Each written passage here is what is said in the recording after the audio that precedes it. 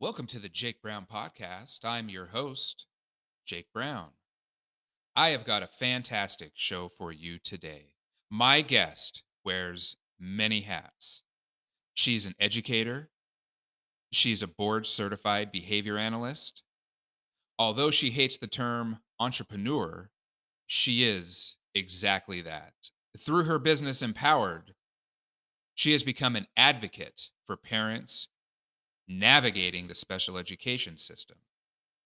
She's a mother to boys and a crazy husky. She's a wife. And more importantly, she's a good friend to me. Ladies and gentlemen, Jessica Miller. Now, if any of you sons of bitches got anything else to say, now's the fucking time!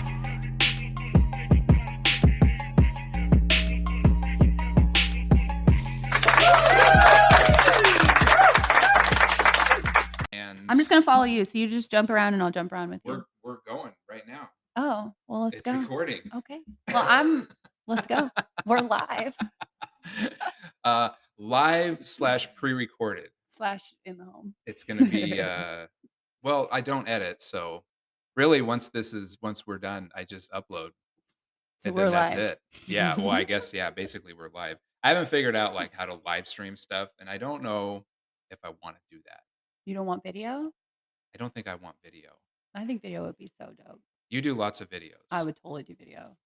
Ladies and gentlemen, I am here with Jessica Miller.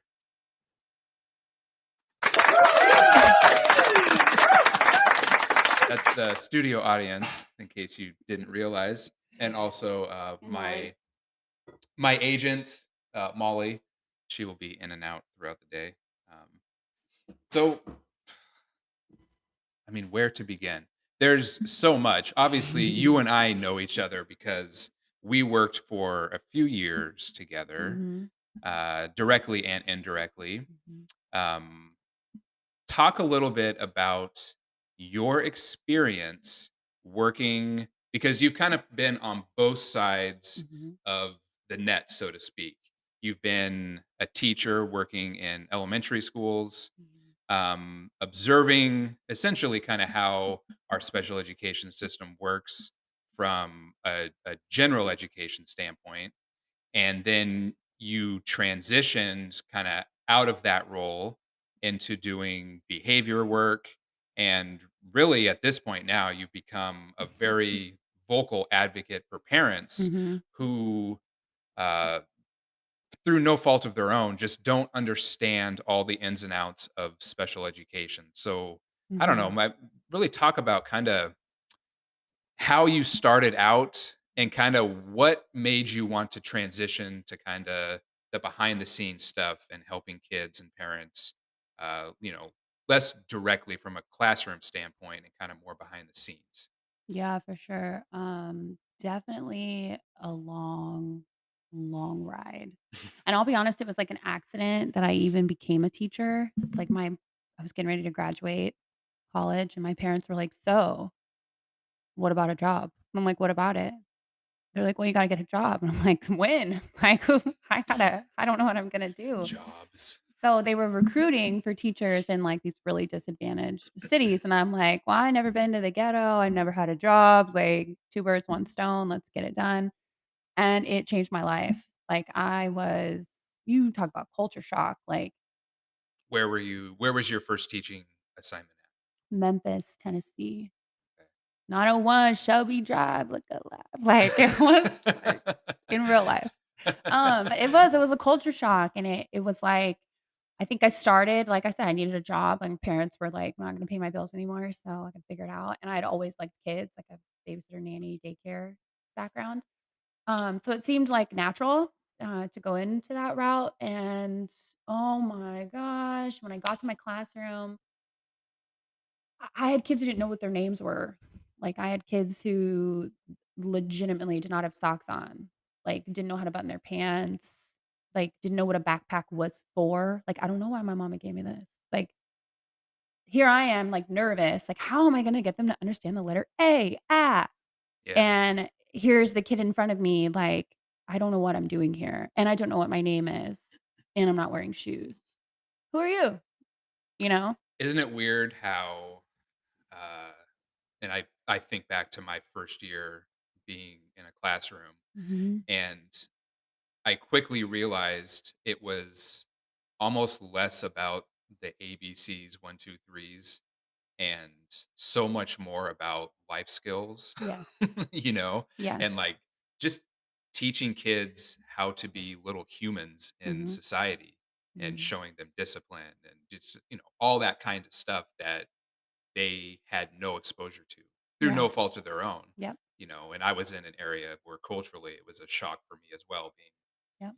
way out in the desert in Southern California and kids bouncing literally back and forth from Mexico to California Oh and my gosh.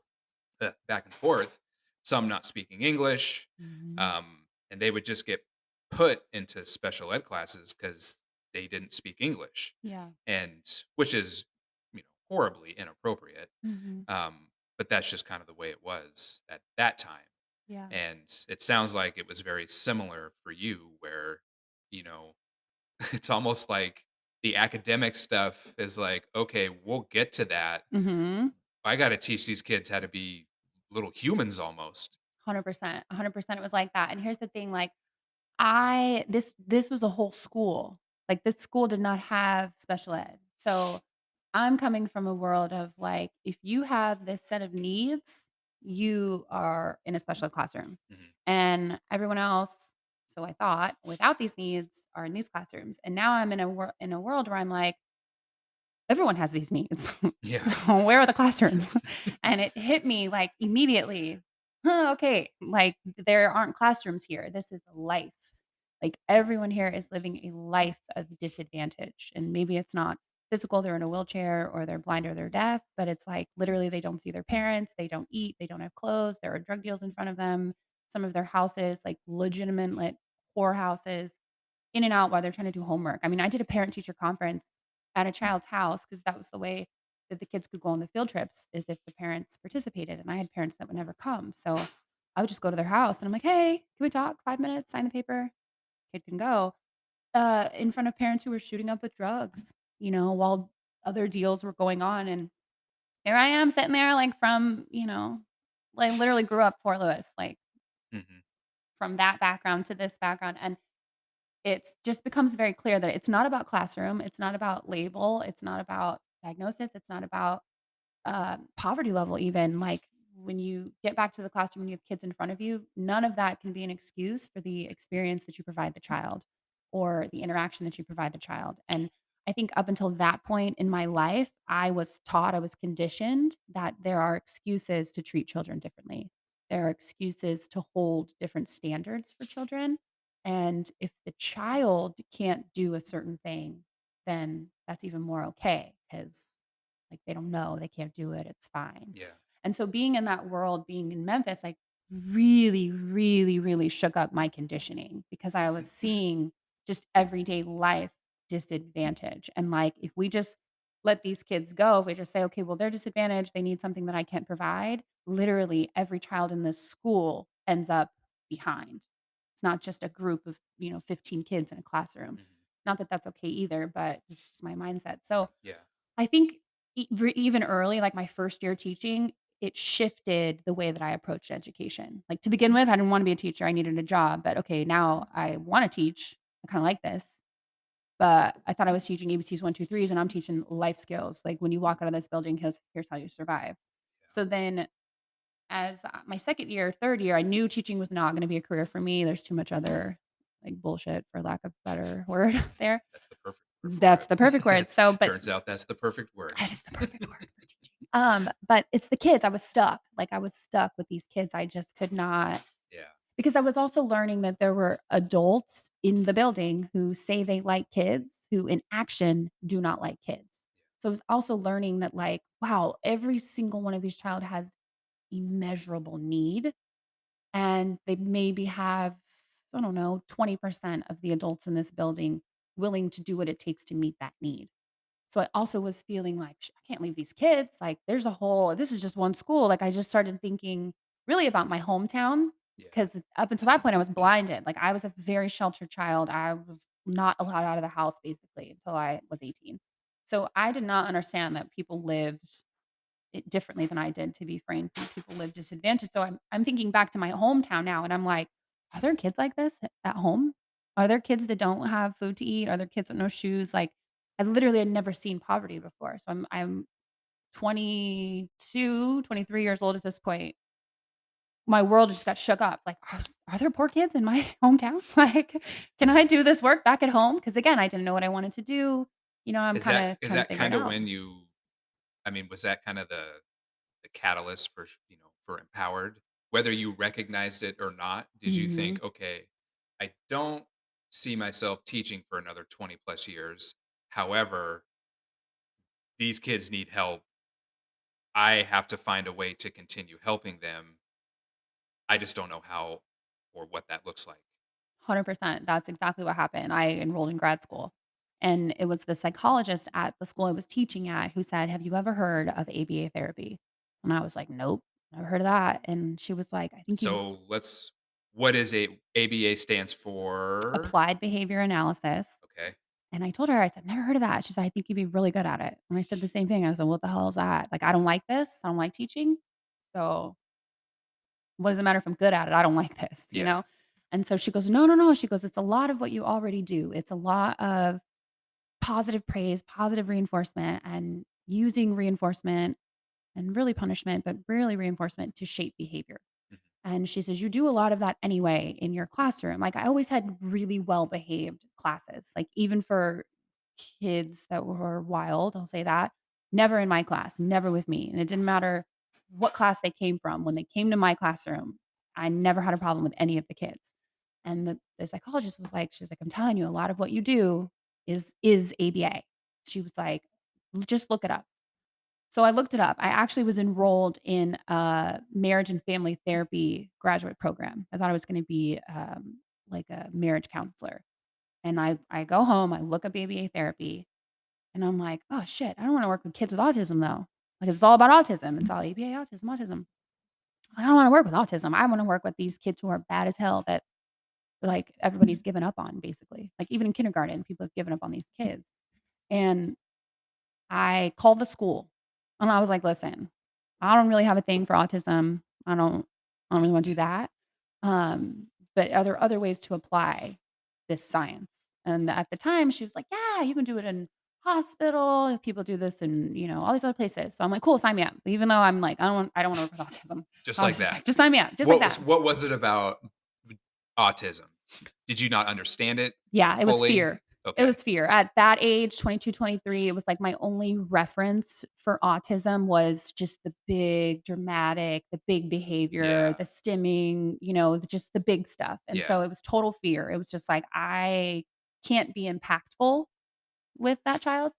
So I don't wanna work with that child. It was fear of, like, I wanna stay where I know I can be impactful, Yeah. and I know that these kids who are, quote, "ODD, oppositionally defiant," and, ADHD, the attention deficit, hyperactive kids, I have a thing with these kids, like, I can connect with them. So back then, it was definitely fear, and I'm glad. I think that's a theme. It's definitely still a theme in my life. It definitely is a theme that I teach in Empowered, is doing it scared. And I'm glad that I did. I'm glad that I was like, "Oh, well, I don't really wanna work with autism, but I guess I'll go learn all about it." God, And that is such just a theme for life in Mhm, general, mhm, you know? I mean, I you think about how many I just think about how many opportunities I missed out on mhm. simply because I was scared. Yeah, Like, I don't have like, a lot of regrets, like, legitimate regrets, you know what I mean? yeah. But I have one specifically where I had a chance to study abroad in Germany when I was in college, and I made excuses, and I didn't do it, and I I could created all this bullshit I to could not totally go see because you I in was Germany. scared. Yeah, I was just scared to leave school for a year. yeah. I was scared to miss a season of running track. I was scared to go to another country. There was so many Mhm. check the boxes that I was scared, and it would have been the best experience ever, Yeah, you know? And yeah, I wish that I just would have went. yeah. You know what? That is you're gonna see it's a theme in my life, do it scared. Mhm. Because I got to a point in every single situation, every single one, I got to a point where I couldn't take it anymore. So it was like, even though I'm scared of what's next, I cannot take this. I cannot do this. And so teaching was the same thing. I got to that point with teaching, and that's why I started to look into grad school. I'm like, "Okay, am I gonna be able to do this forever?" Finished grad school, went back to the schools because I, again, was scared. I was scared to work in the clinics. I was Mhm. scared to have to be a part of private practice because I only know school. I'm like, "I can't be impactful in a practice. I can Mhm. only be impactful in a school building." And so I, even though I finished grad school, I went right back to the school buildings. At this point, I had moved back home, so from Memphis back home, um, and I had a baby, and so there's all that, there's a push-pull after you have a baby. It's before the baby, it's total career, you're in the patriarchal society of, like, produce or you're worthless, and then you have a baby, and all of a sudden it's like, I'm just gonna nurture. I just wanna sit here." And so I can, again, I know this now. I didn't know this then. I didn't know that that pool was actually what was encouraging a lot of the forward movement with Empowered. Okay. Because what started to feel unbearable at work, so now I'm back home, I'm a district-wide behavior interventionist, so no And longer this teaching. is where we work This is together. where we met, I was yeah. a para educator at that Mhm. time, and you and I were teamed up quite a bit on, I don't wanna say they're not bad kids. They were very difficult, Challenging, yeah. very challenging That no kids. one else could bring under stimulus control. Yes, that Yes. they would have us go and we would work with them, Mhm. and that's essentially how we first met. Yes. Yeah. Yeah. So now I'm in this new role that, again, I thought my pre-baby mind, I'm climbing the ladder. I'm like building my career. So I'm out of the classroom now. I'm not a teacher. I'm not even in the school. I'm district. Like I can go to any school and be impactful, right? And so I've got that side of my brain working, and then I've got the other side of my brain saying, "But you're a mom. Like you need to nurture. You need to care for these children." And at all times, I've got these 2 lenses, and so now I'm in the school buildings. And so like you said, so our job, some of it, we were in the district office doing paperwork or making materials or having meetings, or making resources or, doing data, that kind of stuff. And the other part of that job is we were out in the buildings, literally firsthand. Principal couldn't do it, teacher couldn't do it. No one in the building could manage this student, could even communicate, actually, that first kid we worked together, couldn't even Correct. communicate with him. Yeah. Um, and so here we are, right? So I remember the first day we worked with this kid, he blew up the classroom. And I mean, he was big, like my size, my height, but probably like 3 of me, just stacked 3 of me together. Mhm. This kid was big. And he's throwing everything in the classroom, he's going wild, and I was giving the teachers suggestions for how to work with him, and they wouldn't take my suggestions. And so now here comes my limited mindset of like, this is a kid with autism. Here you are. This is not an EBD, an emotionally behavior challenged student or an oppositional student. This is a kid with autism and really a kid that was medically fragile. And so it was the exact population that I said, I can't work with these kids. I cannot be impactful with this kid.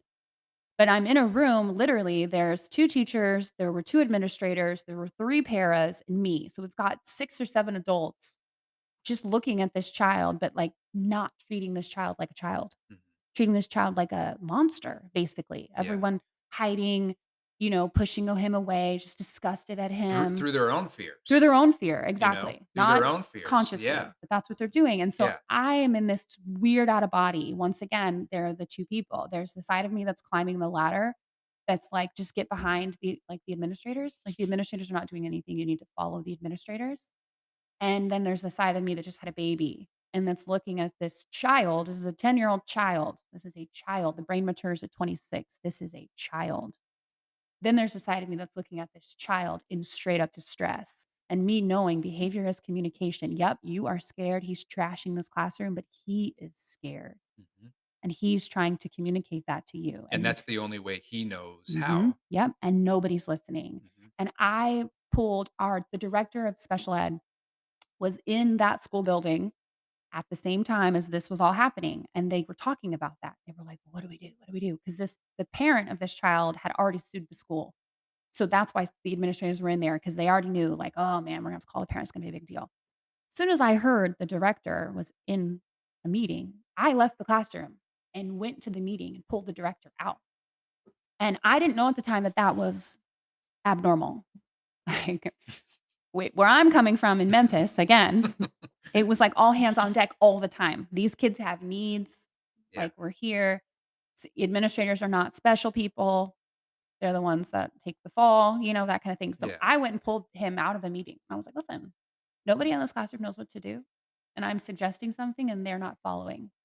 I think I know what to do, but they're not following.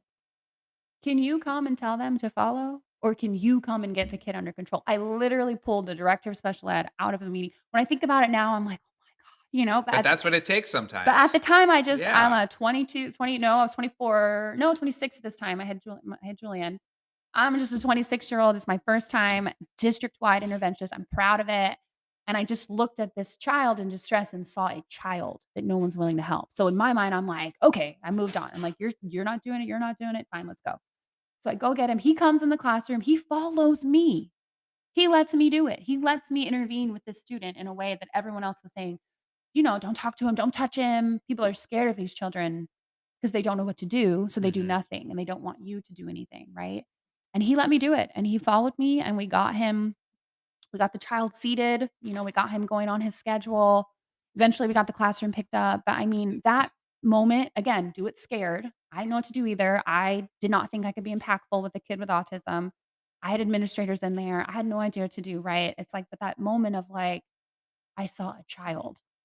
So it's like, okay, I gotta do it scared. I gotta act, And then from then on, it shifted everything about the way that I did the work. Like, Yeah. I literally rebelled against every single person who told me no. Yeah. When I said, "No, I I can know. figure this out." I remember. I know you had a front row seat. Oh, I loved it. And I would like I literally Well, it I'd was great because there's so much and look, I understand that, what you do is 100% rooted in science and there are methods to your madness and there's reasons that you do everything that you do or that Yeah. you don't do. Yep. There are reasons for Mhm. everything that happens or doesn't happen. Yep. That being said, I feel like common sense and a common sense approach gets lost in the fray sometimes and people forget, hey, we're dealing with kids here. Yep. Let's not deal with a kid the same way that we would deal with an adult, Yeah. you know? Well, you know what else I started to notice is, the whole these adults are scared. And I started to notice as a behaviorist, you're scared. You are in low brain. You are responding to this child this way because this child is triggering fear in you. Mhm. So, my expectation for you to respond with your executive functions with your upper brain, that's fucked. You're not going to because you're scared. Once I realized that, like all of the people who are, quote, in charge of me at this job go into low brain when it's time to do the job. I'm the only one that can maintain upper brain when it's time to do the job. Mhm. Once I realized that, it was like nobody could tell me anything. And I empowered myself in that sense. I just really Yeah. was like, "You're wrong in this context." Like, I ate a lot of shit that year. Like, Yeah. I was always in trouble. I was written up time after time again. I was in every single admin's office, all the way to HR, had a whole HR meeting with the union. I mean, I was in so much shit that year. Yeah. Every single kid I worked with moved fucking mountains. Yep. And every person that worked with me grew exponentially in their Mhm. understanding of what we were doing, and they became better after it. So it really empowered me to really go even further, like, "No, fuck you." It was a little I always found it a little silly that uh the district would essentially form the team, that BAT team, the Mhm, behavior assistance team, mhm, kind of give us the power to go into these schools and work with these kids. And then the second something doesn't go exactly how they perceived it should be going, mhm, they would want to pull the rug out mhm. or like with you, drag you into meetings and question what you're doing. It's like you hired us to do a A job. process, that's Yeah, right. Mhm. and this is not a quick fix and hey, this kid is now perfect. 4 to And 6 weeks. yeah, Mhm, and even that 4 to 6 weeks, I mean, mhm. I had some students where after 20 minutes of spending time with them, oh, this is gonna be months. Mhm. Yeah. Yeah, well, We I can't put a time frame on this, well, like yeah, and you hit it. I mean, they gave us a lot of authority within our own team, but I Mhm. don't think that that same authority was ever messaged outward. So when Correct. we got into buildings, that authority was not there. When we got into buildings, it was still an expectation to shape a program that fits for the teacher, Mhm. instead of an expectation of like, "Listen, your teacher's fucked, okay? Her methods suck, and they're functionally off for what this kid is dealing with. So listen, I got you. I'm about to show you functionally what's going on, Mhm. and then we can handpick methods that will extinguish that, and you'll have, like, the smoothest Friday you've ever had in here, like, in your life. Like, that was never messaged to the Yeah. school team. So when we got in there, it was like, first of all, we're blowing up their classrooms because 'cause we're doing shit that they don't expect, don't know what to do, we're never told we were gonna do. And then Mhm. second of all, we never got buy-in. So it's like we couldn't teach them. It's almost like it was conveyed that we were, like, I don't know, like the sped cops, where Mhm. we were just gonna show up and Fix it, either remove the or get student it out. or just Mhm. fix it in a day, and then this child is now solved. We're on to the next, and Yep. there was never you're right, there was never really any real explanation Mm-mm. that trickled all the way down to the Mm-mm. people who really needed to hear it. Like, this is the process. It is a slow process. It is a painful process, but there is light at the end of the tunnel. Mhm. And I don't know, like, I mean, ultimately, we have thick skin and we didn't really care. I Um, mean, I cared, it's why I left, because I really felt like well, care in the sense that I didn't care what people thought of me and like what we were mhm. doing. No, I did. Because I understood Yeah. that, I understood what our objectives were. Yeah. And if they're going to buy in, they're going to buy in. If they're not, it doesn't change my job. I Yeah. was still going to be the same person for this student that I was Yeah. going to be. It would have been nice had there been more information Mhm. given about what we were actually going to be doing, Yeah. and so that they could not have these Yeah. wild expectations that were Yeah. really unrealistic. Yeah, it would've been great, like, the district I went to after this did a really good job of this, of allowing me to teach. Mhm. Because that's what the teachers needed in order for them to understand what we were doing in the classroom. Yeah. Because when we're in the classroom, it's not the time for us to teach them. And we need them to do specific things or ignore specific things or cue in a certain way. Like we need the teacher to work with us. And we can't do that in the moment, but there really was never time allotted for that. And I think that that impacted both the teacher perception of the program that we were running, but then also, like, for me, my own confidence, because I still was in a space where I was, like, trying to prove myself, I think, trying to prove like, everybody saying basically that our program was problematic, that lit a fire under me. I was just like, "It's not the program, it's you. Like, this program will shape this behavior, but we can't run this program in the parameters of your classroom environment, so it's blowing up." Right? And that it was like I don't it's like, when you're misunderstood and you're just like, "No, you're gonna hear this." Like, it lit a fire under me like that, where I was just like, "Where can I go and roar? Like, who's going to hear this?" That Yeah. it's not the child, because that's what happens. It becomes the program didn't work, that sticker chart didn't work, we brought the person in, it didn't work. It becomes a checklist of things that we tried, Mhm. and that to this day, that's like, I don't know the word for it, but that's is it like your Roman's Empire? That's like my Roman's Empire. It's like, "Oh, I tried." It's like to this day, I go into IEP meetings and chip apart that I tried, Mhm. because there's a science behind what we're doing. Did you do it according to the science? Did you try according to the process? Or Mhm. did you try and your try is, "Well, I did step 1 of the process." If you haven't done all 25 steps of the process, you have not tried. Mhm. Right? You've half-assed. You've Yeah. not really done what I'm saying, but we have an entire system of schools and teachers that will half-ass a try. They'll do the first step, a child will explode in response, which of course they do. That's called an Mhm. extinction burst, right? Something is changing about how the contingency of that worked, and now they don't understand. We do that when the light bulb goes out. When you flip your light switch and your bulb doesn't come on, what do you do to that light switch? You go batshit crazy. You go it up and down like 10 times, and then you're like, "Oh, I need a new light bulb." Yeah. Same thing.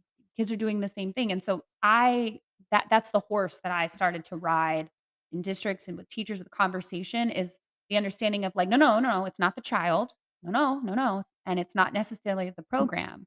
But we cannot have these stiff learning environments, these teachers, "This is my classroom. I own this classroom." Yeah. And then expect students to just come in and effortlessly flow there. So when I went to my next district, that was my perspective. And we're back. Yeah. So you moved on. Um, Mhm.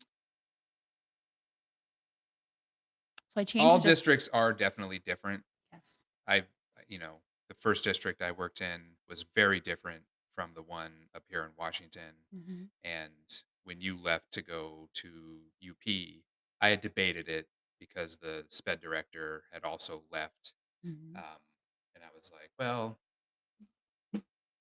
maybe I'll give another district a try. And ultimately decided not to. Um, what, as far as like district challenges and district differences, like what have you observed from being on now kind of both sides of the curtain that districts do well and that districts don't do well? I think that districts identify lagging skills very well. I think they teach lagging skills very poorly. And what do you mean by l- lagging skills?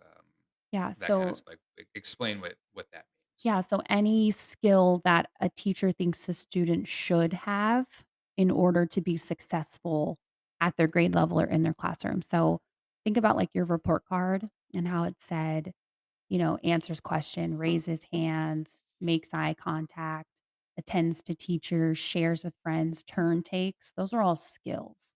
And I think schools do a very good job of identifying where students are lagging in their skill sets or where there are delays or where there are areas, even areas that are strong, where a child is very strong in a skill set. They do a great job of making these long lists.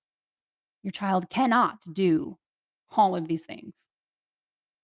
On the other side of that, that's the IEP, right? That's the eval. Here's the eval. Here's what they cannot do. Here's what they should do. Here's what they can do. Then you have the IEP, which is the teaching document.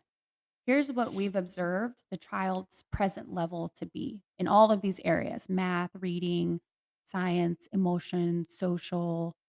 Here are their levels, but it's not quite where they should be. So here are the things we're going to teach them. Here are the accommodations we're going to give them because we know they need help. Here are the things we're just not going to worry about at all to help them out even more. In another year, we're going to get together and we should see progress on all of these goals. We're going to write new goals and keep them moving. Well, what happens is when you get to the IEP table in a year, often there's not progress on those goals. But the list of what your child cannot do is even longer than it was the year before. And if for people who maybe don't understand what an IEP is, IEP, an individualized education program, it's essentially a legal document that is put together by the IEP team. So it would consist of the students. Typically, we'll use like elementary school, for example. So their general ed teacher, school psychologist, speech language pathologist, Mm, someone like you who may come in as either a contract employee or on behalf of the parents. School administrators or district administrators are usually part of this, and just like you said, goals are created, goals are written down. Once they're in that IEP, legally, uh, teachers have to follow what is written down on that IEP. yeah. It doesn't mean that IEPs can't be amended, Mhm. um, but there's a process for that. But if it's in the IEP, it has to be done. Mhm. And that includes accommodations. Maybe the student is on a 504 plan, Mhm. so they need some sort of physical accommodation like a ramp to get Mhm. upstairs, something like that. The school would have to provide a ramp, which really is kind of neither here nor there because Mhm. schools have ramps, but that's Mhm. just an example. Um, so, you know, I have always looked at IEPs as a contract, Mhm. but like you say, that was always a frustrating part when you're working over the course of a school year with a student. You end up identifying, you know, it's not necessarily that you're identifying more issues. It's as they're growing, as they're improving, well, now their world is opening up to new stuff Mhm. that now maybe they're deficient in that, Mhm. you know? Mhm. And yeah. Yep.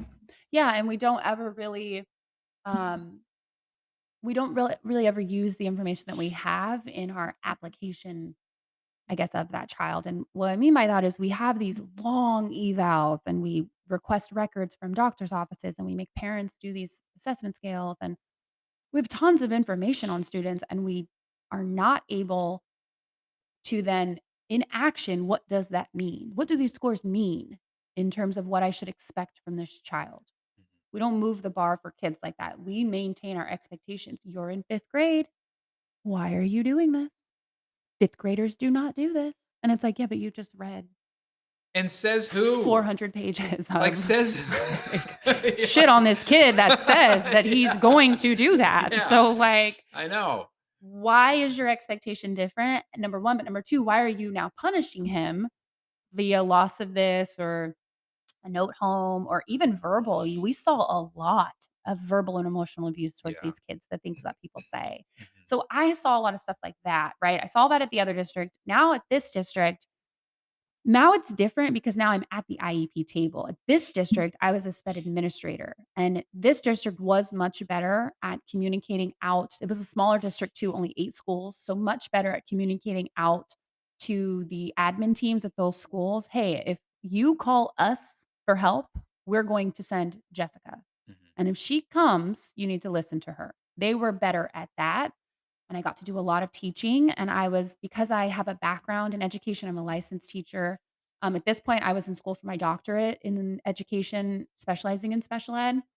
Now I'm an administrator. Now I'm at the table at IEP meetings, whereas the district before, I was not at the table Mhm. unless it was, litigious, and then I would come just because I was the person on the case, and it's legal, so first word, they don't want anybody speaking second person, so I would come for that, but in this district, I was just at the meetings. Any kid who was on my caseload, I was at their IEP meeting, Mhm.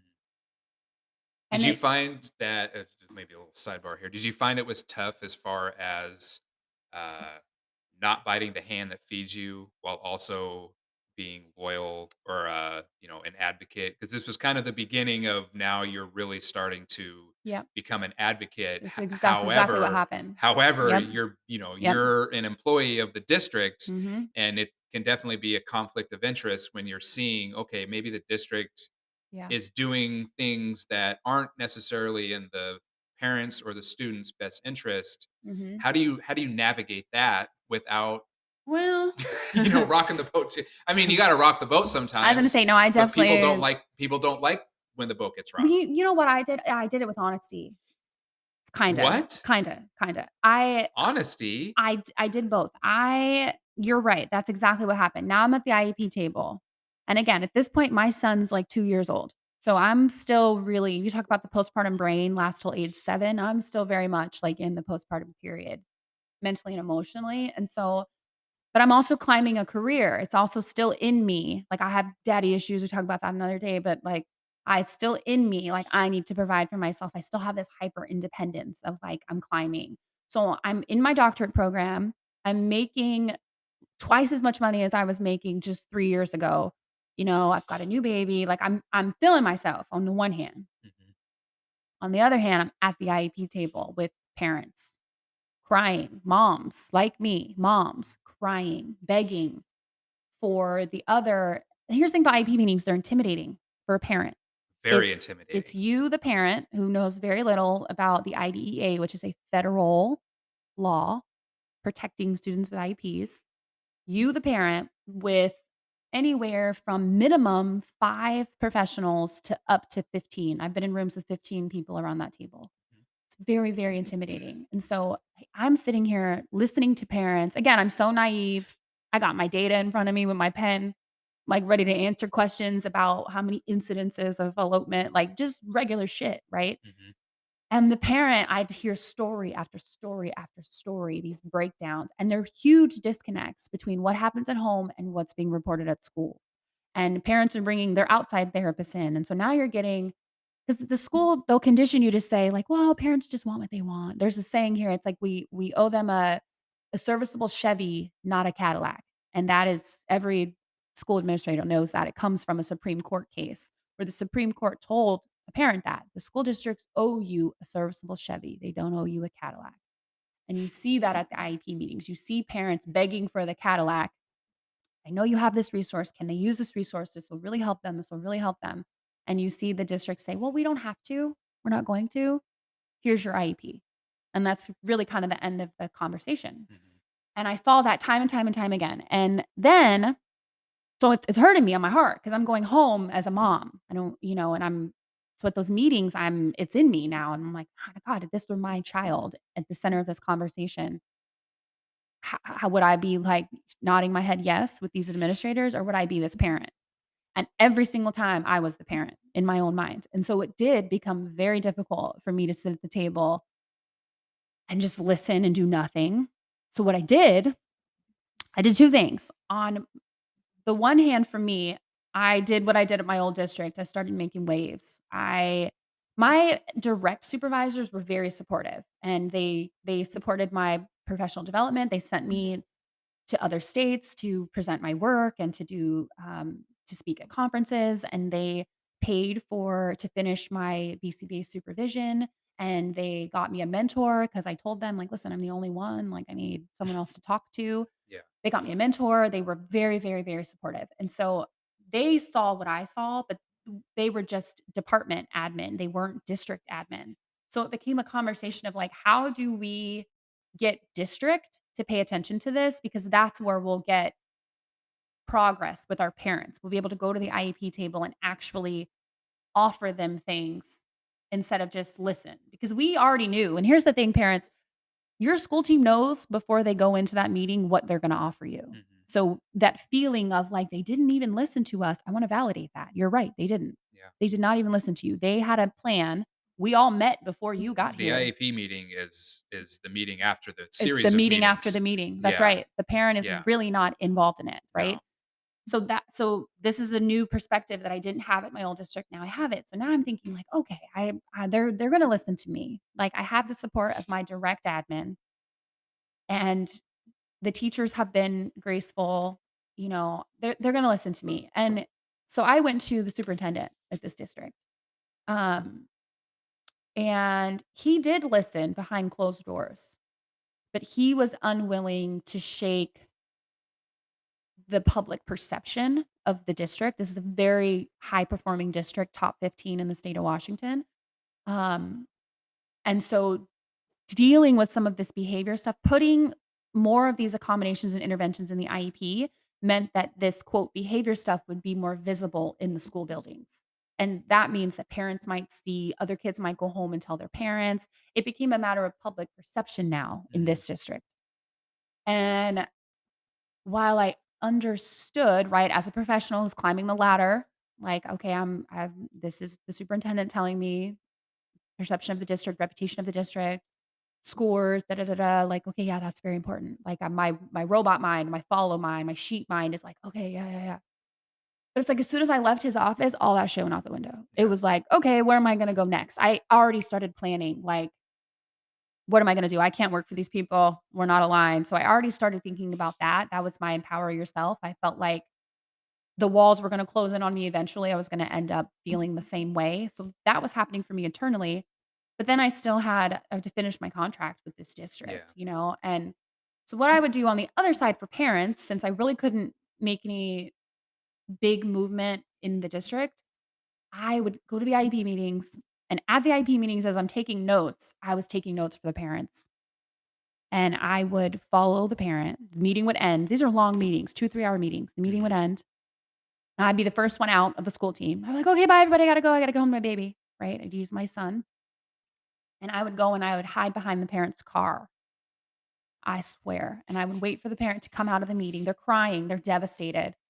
And I'd come behind the car and I would just say like, "I know this is very weird." I say it real quick, "I know this is very weird, but I see you in there. My heart is breaking for you. You're absolutely right. You're absolutely right. Everything you're saying is absolutely right." And just to, like, get their guard down, 'cause Yeah. all everyone's like, "What the fuck are you doing?" You know? So just to get their guard down, I'm like, "You're right. Just please hear You're me." putting the kid first. You're putting the kid first. Ultimately, that's what you're doing. You're putting, Yes. in desperate times Yeah. call for desperate measures, And then and I would say I would hand them the notes, and on my notes, I would have highlighted, "Say this, exactly, use this phrase," or "This section in the IDEA protects you from this, use this," or "In the procedural safeguards, the school has to give you" like, I would, like, verbatim write down, because that's the other thing about districts is they have buzzwords. If parents don't use the right buzzwords, districts do not listen. mhm, It's like static noise until you say a buzzword, and then it's like, "Huh? yeah, What'd you say? Huh? yep, You need something?" And then they will do anything. They'll cater to you mhm, to avoid a certain avenue. So, I did that for the last probably 6 months of that contract. Every single IEP meeting where I felt like the district was gaslighting the parent, I met the parent in the parking lot. mhm, And I gave them a script for what to go and ask for what to say. I gave them phone numbers for advocates. To this day, there's advocates that I still work with, and I still recommend them out. And I said, "This person can help you. This can help you. mhm, Email this person." I did as much as I could for the parent while also working for what I felt like was the problem. yeah, And so that was kind of in the back of my mind was like, okay, what now? Because I knew that my time in schools had come to an end. Like mhm. I knew it was over. I knew that I could not be a school-based employee anymore. Would you have stayed had they been willing to essentially go the other way from the whole perception is reality kind of mentality? I think at that time, yeah. I think I would have stayed if they would have been willing to do the work. Yeah. There were some HR things going on with we got a new director. I was there for 2 years. The 2nd year we got a new director. Um, Again, I understand her now that I've grown up a Mhm. lot. I understand her. But back then I really didn't. I took everything offensive. I was so guarded. I was so like, I am going to prove that I'm worthy. Mhm. Daddy issues again, and that showed up a lot in my career, and so I had a lot of issues with this new director, and so there were other reasons why I was itching to leave that district, but to answer your questions, would I have sought out employment at another district? Because I was being recruited by districts. Yes, I would have, had gone differently. Had I had saw like, wow, there is a district that will fight for kids, Yeah. not even for parents, for kids, I would have been willing to go, but at that point, I was like, It was time to spread your it wings. was, it was. It was, like, very clear for me, like, this is like, I was like, "This is the government." Like, "This is like working for the government." Like, it's like SOPs, it's like, "This is all we're gonna do," and, like, Oh, they wouldn't budge, and I yeah. couldn't understand it because 'cause I'm like, here you are at these meetings, like, telling these parents you love their kids so much, like, all these things. So, no, it was very, very clear for me it was time to go, and I was communicating that to my mentor, at the time, and she worked at, PLU. She's a professor at PLU, and her, there's only 2 of them in the education department, and the other one was going on sabbatical for a year. So they needed a professor to step in for that year, and, um, she loved me. She knew I was ready to go, like, she knew I could do the job, and so she recommended me to her department chair. I got an interview, like, a week later on the phone.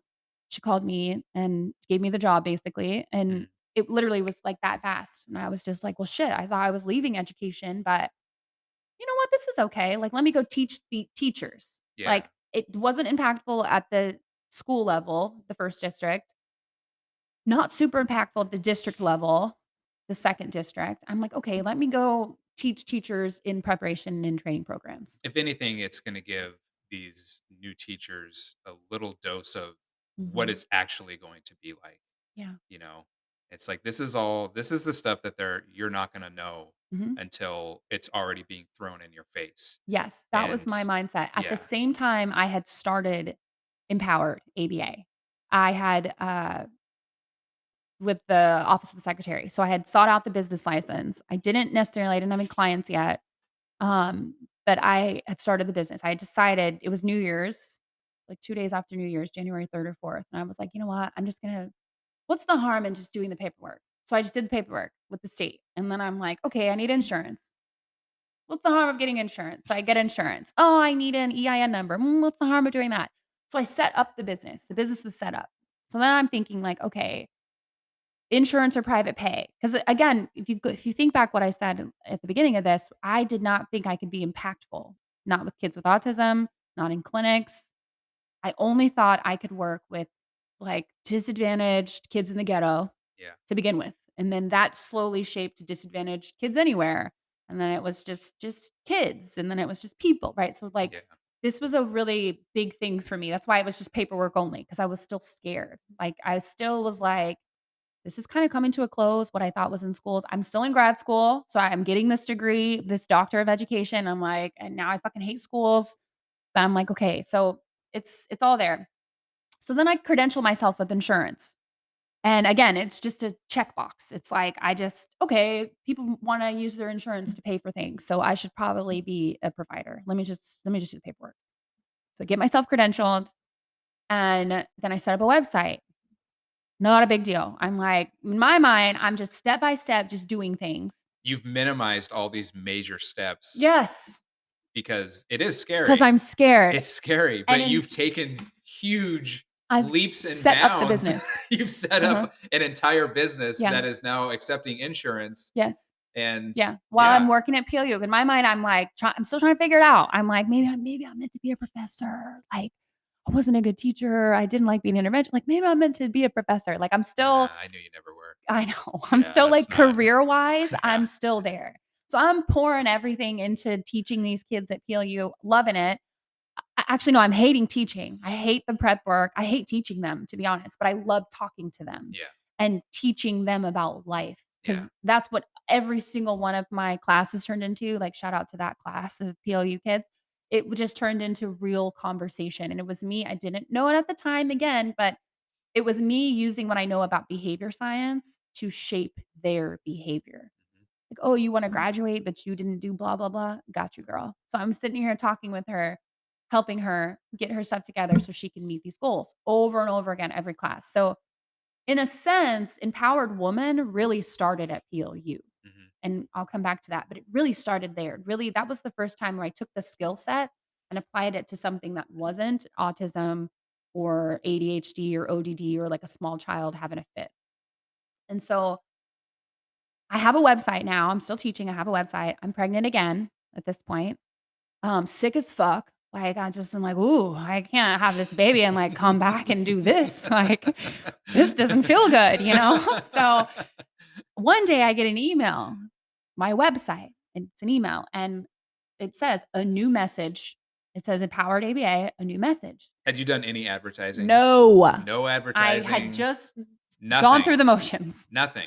So that email, I thought it was like spam or something from my website because I never got an email from my website before. And so I opened it up. I'm like, Powered ABA is emailing me? What the fuck? So I open it up and no, it was my first like client, my first client saying, "Hey, I have a 3-year-old with autism. I'm wondering if you're accepting clients. I saw your provider profile on so and so's insurer website."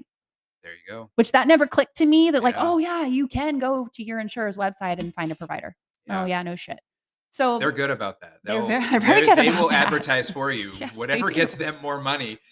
Yep. So I'm teaching, right? So I'm still teaching, but now I have this client, and so I'm like and it's a friend of one of the SLPs at one of the districts I taught at. So it was a referral.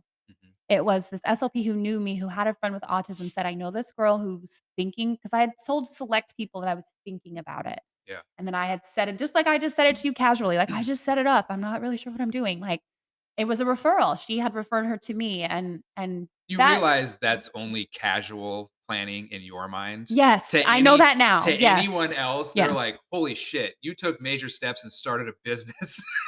Yeah, I know that now. But no, Yeah, at that time, I did not know that. I was still daddy issues. I so you was were in denial about still it. Well, I'm not at the end goal yet, you so I had a was foot still head in, you down. had 1 foot in, 1 foot out. And you have to think at this point, I'm not 30, I'm 29. I'm not even 30 yet. Yeah, I'm 29 years old, yeah. professor, almost done. I'm with my doctor of education, just started a private practice, just got my first client, 29 years old. Like, I did not think any of this was exceptional. I was scared. I was running. Mhm. I'm running from all these things I don't wanna do, trying to just create something that feeds me, basically. It's almost like you were self-sabotaging Yeah. your own fear, Mhm. you And it know, worked out. and it worked out. You're 100%. like, "I don't wanna do any of this, but I'm gonna just submit this real quick, and I'm just gonna I'll just make this website real quick, but I don't wanna do any of this But I stuff. don't wanna do it. I'm not No. doing this." No, so then here we are, I'm first client, and it's of course, it's autism because insurance, state of Washington, the only way to get ABA therapy through insurance is to have an autism diagnosis, which I think Oh, that's fucked up. I'm headed I did to not know that. I was gonna say I'm headed to Olympia, but here I am in Olympia. I plan to be in Olympia one day talking about this and getting this in policy because that's fucked up. You Mhm. can use ABA therapy for so much, right? Anything. Yeah. So anyway, so kid with autism, so that's blowing my mind because now I'm back at this fear, right? But I've been doing autism in the schools. So I'm like, okay, and I'm teaching autism at PLU. I'm teaching these students autism. So that's the first time it clicks for me that I know autism. That's the first time when I was at this client's house doing his assessment, and his mom had no idea why he was doing all these things. That was the first time I realized when I'm explaining to her, like, "Oh, that's this. Oh, that. Oh, you can. Oh, just tell him to do. Oh, okay, I'll work on." That was my first time of like, "Oh, you do know what the fuck you're talking about." Yeah. That was my first moment of like self confidence. Like that's when it started. It He, took, what, 6, 7 years? yeah, and I was killing it the whole time at all these You just districts. weren't giving yourself credit. I'm, like, nationally presenting shit, like, I'm everywhere. I'm researched, I'm in the research, like, I'm published, like and it still did not click for me that, like, I knew it, You're so I deep in the guess, forest, you couldn't see the trees. for real. Yeah. And it stayed that way, actually, that didn't change. It's not a bad thing because Nope, it helped me. you're married. I mean, Yeah. for lack of a better term, you're married to the work. You're Yes. committed to the work, and Yes. you don't have time Yes. to which I do think is Mhm. important. I think it is important sometimes to stop, Mhm. exhale, reflect, appreciate what you've done, Mhm. Like, I think those moments are good. You did none of that. No. I'm like, that makes me cringe. You're I'm like, like, "Nope, appreciate you're it." keep moving forward." Yeah. No, I did, I did, and, so now I have the one client. I had a second client from a district. A parent reached out to me. She said, "I heard you went private. Do you have space for us?" Um, to this day, I still work with that kid. That parent still checks in with me to this day. So it went like that. It went word of mouth for a while. It went word of mouth or off the website. People Mhm. would come and refer in. And I did a ton of assessments. I was kind of choosy. I didn't really see a bunch of people, but I did a lot of assessments because I was just trying to learn. In home is a lot different. Anything goes in home. So you really have to be able to manage and control what happens and feel good about that. And I didn't feel that way yet. So I didn't really take a lot of clients, but I did see them. So now, fast forward, still teaching. Now it's March 2020, COVID. So everything shuts down, and I resigned from the university. Like, they had tried to do some, before it went no contact, like, before you were not allowed to leave your house, when you Mhm. could still leave the house, um, I told them, like, "Yeah, no, fuck that," because I was pregnant. I was, like, 6 months pregnant. So I was like might have been further than that, 7 months pregnant or whatever. I was like, "Yeah, no, I'm not doing that." So I resigned, for my baby, but it actually was really it was fear again. It was that same thing of, like, I'm boxed in, I'm scared for my baby, like, because at that time, nobody knew what COVID was, March Yeah. 2020, right? So it was just like, I don't wanna expose myself, I don't wanna be out here in the world. No, that's and that was a very reasonable stance at that point Yeah, but at because the just same time we didn't know. yeah, it was also very scary, though, because I was thinking, like same thing, it was like, "Hey, for my baby, I wanna protect my baby," but then it was like, "Oh, this is my job, like, I can't just I'm not gonna get this back. If I resign, I'm not gonna be able to come back." And so, at that point, I thought I'm gonna be a professor. I'm like, "I can't resign my professor job, like, what about income?" Like, I had all these real fears attached to, like, walking away from this job, and my husband said, "But what about Empowered?" And I'm like, "What about it?" Like, I didn't, like The business that you like convinced yourself you weren't building, yeah, that you exactly, like, built, and my now have 3 clients? my husband's like, why can't you just work in your business? Like, what's like, I don't, he really was like, I don't understand, and A common sense approach. right. And again, it was because in my mind, I hadn't done that yet. Like in Yeah. my mind, like what business? Like I was just doing, I'm just seeing, right? But no, I did. I leaped. Like I leaped. I was just like, because my second son he already had problems when I was pregnant. He had a kidney issue. He had one kidney that was not working. And so it was very, very swollen, and he wouldn't be able to have surgery until after I had him. And so I was already at the doctor even before COVID, from 19 weeks pregnant up until COVID. COVID was March. My son was born May 1st. So what was that, 7 months or Mhm. whatever? From 19 weeks to 7 months, I was at the doctor every other week getting scans on his kidney, trying to monitor that kidney. And so I was already scared for him. So then COVID happens, and now I'm really scared because I'm just like, "Shit, I don't know, like, I don't know anything," you know? Yeah. So it really was fear once again, and it really was like, "You're gonna have to do it scared." And I did. I just was like, "Okay." I called the director, the chair of the department, and I'm like, "Listen, it's not working out." I probably didn't even say that. I probably said something much more like, you know me, like, "I'm just I'm not out. coming." Like, I Me, probably you, met this, I nope. probably said something This isn't much, working. like, less direct than that back in at that point in my life, but I did, and I was out, Yeah. and that March 2020, that was the last time I've worked, like, outside of Empowered as a direct employee. Like, I've had contracts, I still take contracts, I tried to go back into the schools as a consultant, ended up same thing happened, ended up on the parents team. Right now, currently speaking, I'm in litigation with that parent against the school district. I tried, and I just every single time I can't do it. I always end up right back with the parents. So school-wise, I never went back. I really never went Are back. districts still trying to get you to come back on any level, whether it's consulting, whether it's full-time? Yeah, But I I figure at this point, they have to know that yeah. you're siding with the parents. Like, you're gonna help the Mhm. parents do what's best for their child. Yeah. And if that, in the process, gets the district to come around to a new way of Mhm. thinking or acting, cool. Yeah.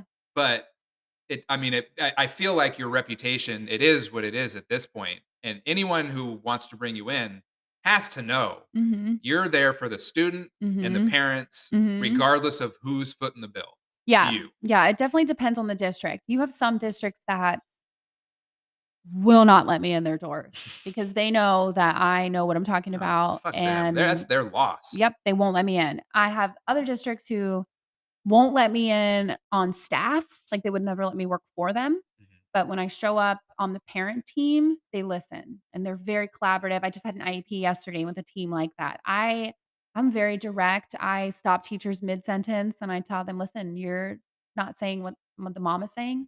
We need to refocus." So I have some districts that can take that, and they see that as partnership, and they see that as, "Nope, she's the mouthpiece for the mom, and it's not a personal. It's just we're all here for the same goal."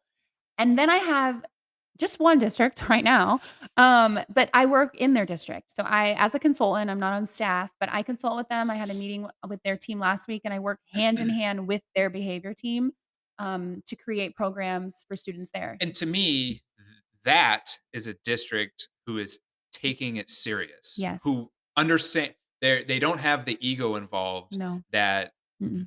they're essentially gaslighting themselves saying we don't Mhm. have a problem. That's right. They've admitted they have a problem Yep. and they're taking the steps, whether it's through you or Mhm. through another consultant or whatever. They're doing what they should be doing. Yep. And those districts that are unwilling or for whatever reason unable because of politics and all that shit, they're missing out, and ultimately their sped departments and their gen ed teachers are suffering. Mhm. And ultimately the students are the ones that are suffering, Yeah. and it's I'm frustrating. It's like, just come on. Like, just yeah. come, like, no one is going to judge you harshly for admitting that you could do something better, Yeah. you know? No, Like, for sure. For sure. yeah. I'm definitely hoping that that's kind of what happens. Like, either way, whether it's word of mouth that she's a bulldog parent advocate, or whether it's like word of mouth, like she's a badass school-based BCBA. Either way, I hope that districts just start to pay attention to like, hey, there's another way to do this. Yeah. And in fact, if we are running into walls with our kids, so they send kids out. The second district that I worked for here, every kid that they send out to an alternative school, these little schools around that Yeah. everyone's heard of that are We horrible, have quite a few around we have quite a few of them. Olympia. Districts pay minimum $80,000 for the year to send that kid there, and they get it all back, by the way. The state gives it back to them in the spring when they do their audits and stuff. Mhm. So they're not really paying for it. The state pays for it. They reimburse them. But anyway, it's exponential We cost. pay for it. You, the Ultimately, taxpayer. That's right. taxpayers are and, Yep. you gotta know that there is better ways to spend 80 grand. Yes, yeah, and they do it not even like 1 kid, 2 kids, hundreds of kids, 30 kids, 20 kids per school year are out at these other schools. Well, the 2nd district that I worked for, my 1st year there, we brought every single one of our kids back into district from these schools. Just having my expertise there, and I had an RBT there, and then I had a mentor, so more expertise there too, right? RBT, what is that? A registered behavior technician, so if you think of doctor and nurse, Mhm. so the RBT would be the nurse in that dynamic, and the Gotcha. BCBA would be like the physician. Mhm. But they're incredible, just incredible, incredible skill sets. They can take really anything that I say, and they can go and implement it with this child. They It's are essentially an extension of you, and yes. what you are saying, Mhm. they are They through can do you it, yep, implementing it, and they can do it. They have yep. the skills, they have the training. Yeah, and they can teach the people around them. So we were able to, with me and an RBT, bring back all of our kids. We had 11 kids who were externally placed. We brought them all back in district, brought them all back to their home schools. So it's not just parents wanting a Cadillac for their child. It Mhm. really is, this is what works. This is what can help. This is what can plug some of those holes in the program for the child. And like you said, you have some districts that are really acknowledging, like, we have holes, we don't know how to manage this, we don't know how to do this, and they're being accountable for that, and they're taking active steps to learn it. And you have other districts, the second one I worked for that is really cares about their reputation that says, "We don't do this, we can't have this visible in our district, we're gonna bus all these kids out somewhere else."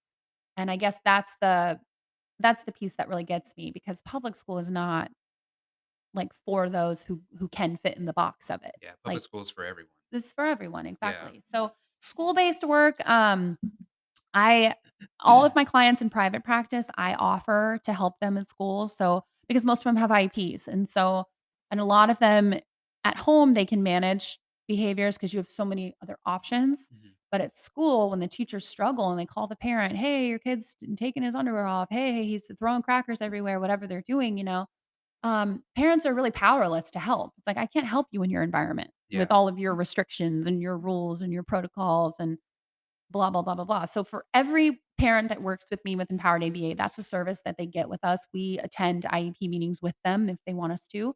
And we help really to shape those IEPs to work for the student. But that's really the extent of the schoolwork that I do now. The one district, when they call me to train and to help, I'm always available. If any other district called, I would be available. I would do that, but it requires the districts to be able to sit back and say, "Hey, the way that we've thought about this, we're gonna have to revisit because I will not do it the way that the districts do it." Yeah. Yeah, Yeah. yeah. You ever thought about opening your own school? Yes, I did. We actually, I don't wanna say we started it, but we did the paperwork with Hold on. Is this another the the way you Secretary of started? State. Is this the way that you We did it. didn't start empowered? Yep, we did. Me and, 2 administrators that I worked with at the 2nd district that I worked for, we did. We filled out paperwork with the Secretary of State to be, um, one of these schools, and I don't think it ever went through for a lot of reasons. One of the administrators just she got stuck in fear and she went back to the district. She never left, but I mean, she completely like never even acknowledged that we ever had these conversations. Like she Yeah. really closed off to everything. I think it really scared her. And the other one, her husband started having health issues, and so it was hard for her to commit to. And so at the time, I was too everything to do it on my own. I really didn't Yeah. even think I could do it, but I've definitely thought about it. I don't think I would do it though. I think I would consult Yeah. in some of these alternative schools happily if they're willing to like look at their methods, but I don't think I want the responsibility of educating. Yeah, it's a tough one because it's one thing to avoid the politics when, you know, you're not you're not the person, Mhm. but when you're the person, Yeah. that's when the games start, that's when Yeah. outside influences creep in, Yeah. pressure from the public, pressure from parents, Mhm. um, and it's you can't please everyone.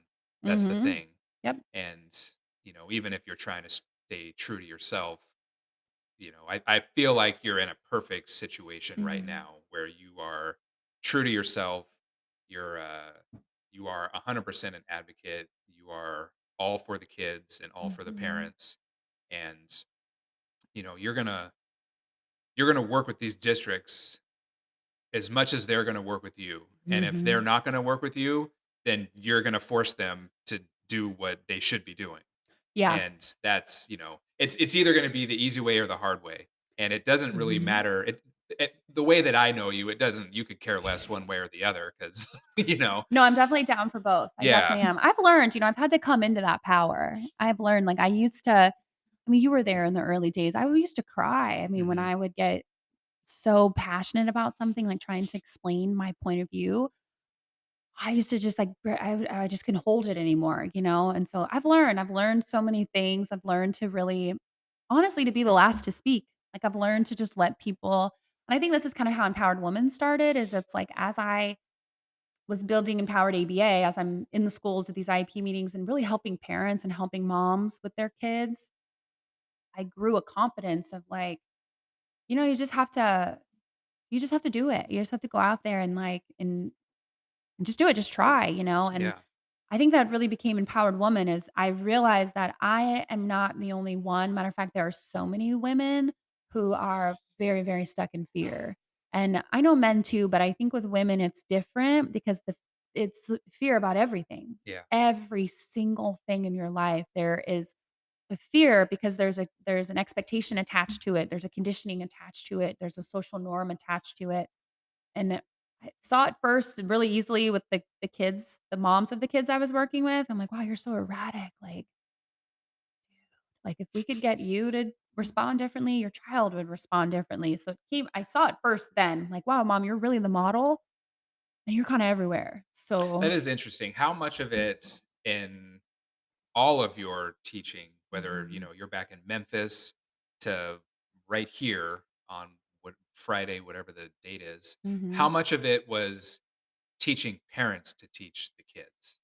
All of it. Parents or teachers, and Yeah, that is what complicates the work, it's the adults. yeah, Because if you really think plants, children are like plants. hmm, When you have a plant that doesn't grow, you don't do anything to that plant. You adjust the soil, you give it a different position in the sunlight, you water more or less, maybe you talk to it, maybe you put it in a new pot, but you hmm, don't critique the plant. You don't correct. pick it apart, you don't fuck with it, you don't tell it it's worthless, you don't Yeah, put it in timeout, like you don't throw it out. you Yeah, do you don't even get rid of it, exactly. You do anything you can to help the plant. Mhm. Children are the exact same way. Yeah, And of parents, teaching parents and teachers that, like, it's you, but not in a negative sense. It's you in a sense of power. It's me. hmm, I can shape this. I can influence this. I can punish this. I can reinforce this.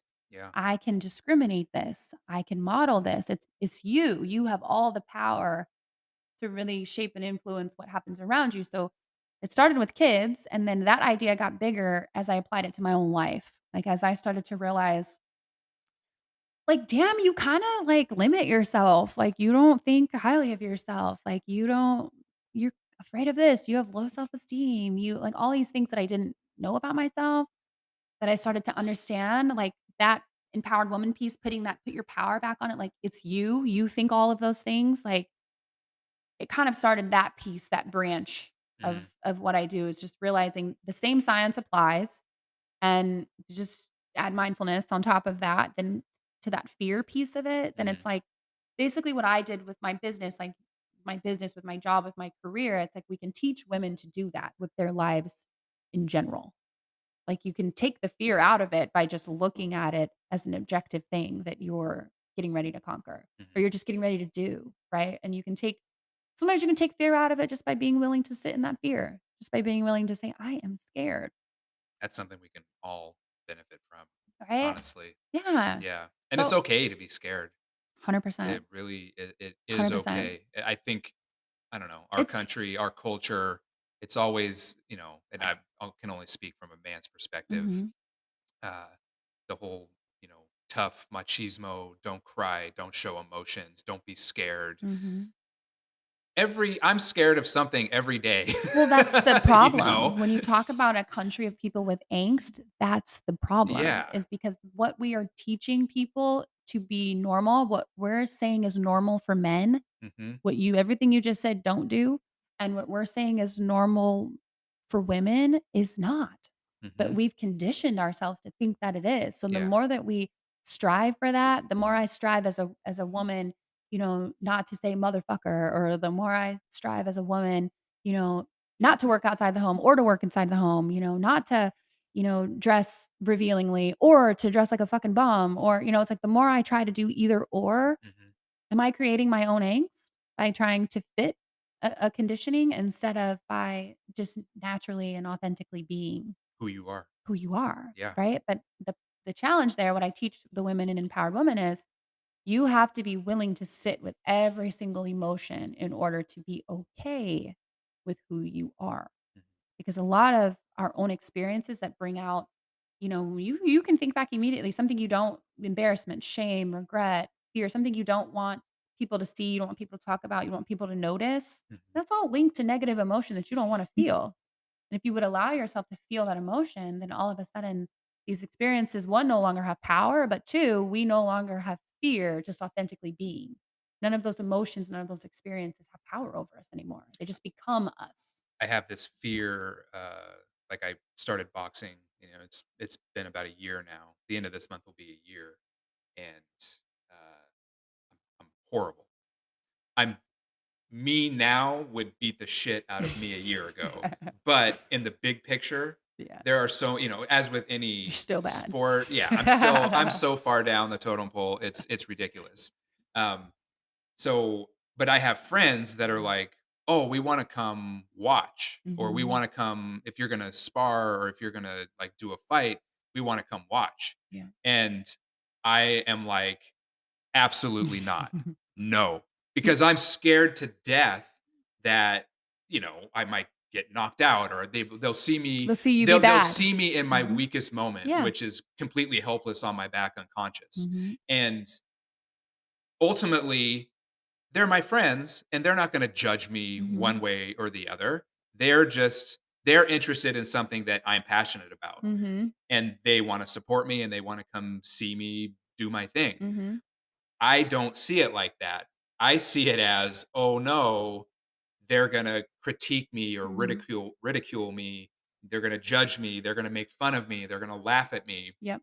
They're gonna think less of me, based on some bullshit performance in not even a real sanctioned boxing fight, Yeah. you know? And Yeah. it's, when you say that fear, a lot of this fear, God, we just put it in our own heads, Yep. and then we dwell on it and we stoke that fear fire even more in our Yep. brains, and it never goes away. In Oh, some aspects, it's like yeah. it just doesn't go away, and we can't handicap ourselves like that. No, I think that's why it's important to understand where those fears come from, right? So, like, what you just described, it's like, one, there's a biological component there. It's like all men biologically are going to be have fear evoked when they feel powerless.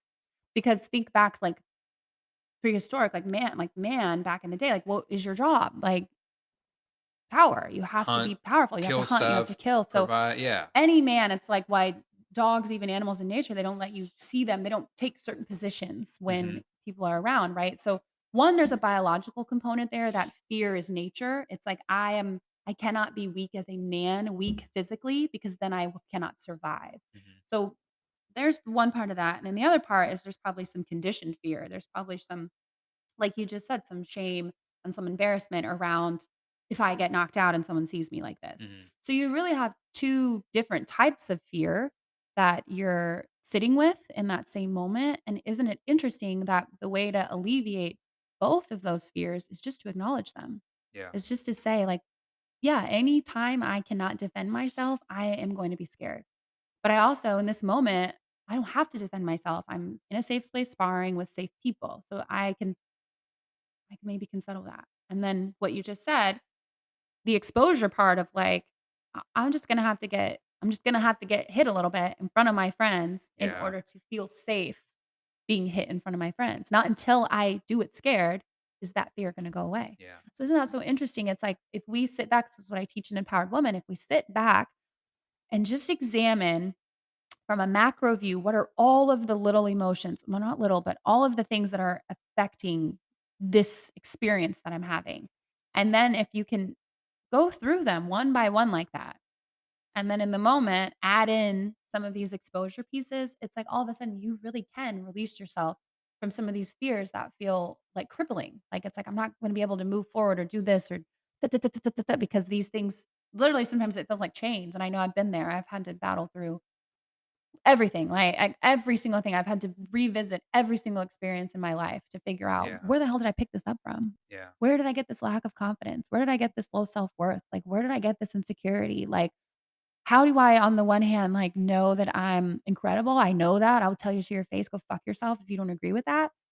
But on the other hand, like, I'll go sit and, like, cry and, like, really perseverate on, like, do people like me? Mhm. You know, it's like, where's that come from? And it's not until we sit back and really break it apart and really break down every single aspect of that that you start to see it. But once you see it, you can release it Yeah. and you Yeah. can Yeah. empower yourself in like a way that you really never thought was possible. So you have empowered ABA, you have empowered women, Mhm. separate entities under the Mhm. same umbrella, Mhm. essentially. Yep. So what, like, Like Converse and Jordan under Nike. hell yeah. There it is. Mhm. What, as far as like the empowered women, Mhm. are you offering like what kinds of stuff are you offering to help women, I don't know, become, is it fair to say, better versions of themselves, To more empower confident, to themselves. empower Yeah. themselves? Yeah. We do sessions. So just it literally is just like this, just how you just explain something that holds power over you. Mhm. It's like that. We just talk, and it really depends on the woman. Some women, it's kids. Some women, it's I feel a mess in my life, and it's helping them create routines and structures that work for them. For some women, it's their marriage. You know, it's like I don't know what I'm doing here. I don't know what the fuck is going on here. I don't even like this man, Mhm. and it's trying to figure out what that looks like. It really the area that we look at really just depends on the woman and what she brings to the table. But the work is just like this. It's talking through all of these different perspectives of that feeling until it clicks. Usually I can find it pretty quick. I can find like, "Ah, this is the thing that you're holding on to. This Mhm. is your stuck point." Um, but it's till we find the perspective that has you stuck. Mhm. And then once they say it, "Oh my god, that is it." Then we do work. I put programming around that. When this Mhm. happens, this is how I want you to respond. When this happens, I want you to call me. When this happens, and we go through and we shape that behavior and we change the way that she's able to show up in front of these triggering stimuli. Or a lot of it's in the work in the home. Women and I had this experience too. I didn't know that I was like chaotic or unorganized or that I got overstimulated and I didn't know all that shit about me. I just thought it's just like who I was. And now I realize like, no, the way I manage my home or the way I have things organized, my routines, what time I wake up, when I go to bed, what I put in my body, like I did not understand, really truly understand the role of like nature and biology on your well-being and on your Yeah. health, even your gut. All your feel good hormones are made in your gut. Mhm. So these people who don't like shit every day or these people who don't, they're backed up, they're bloated, they Yeah. whatever, it's like, no wonder you feel like shit. It's like because all of your Yeah. good, hormones are stuck behind all this crap in your gut. Yeah. Yeah. So all Yeah. these things we do a lot of, I teach a lot of brain science, just really helping people understand. I think that's a big part of it is we don't understand. Why do I feel like this? How did I get here? How do I make it better? And it's not it's not random. There's a Nothing's random. it's not Yeah, random, nothing is like, random. we sit down and we go through it. So, we do sessions. I'm almost done with an online course. I basically took the same methodology that I use, the same, like, order that I teach things, and I wrote a course for it, and it's incredible. It's got 9 different modules in it, but it's all the way from that first moment of, like, self-awareness where you're like this is a problem for me, where you finally are not blaming anyone or anything else. Like, Mhm. there's stuff that you put external blame on, and it takes a while to get to, "No, it was me."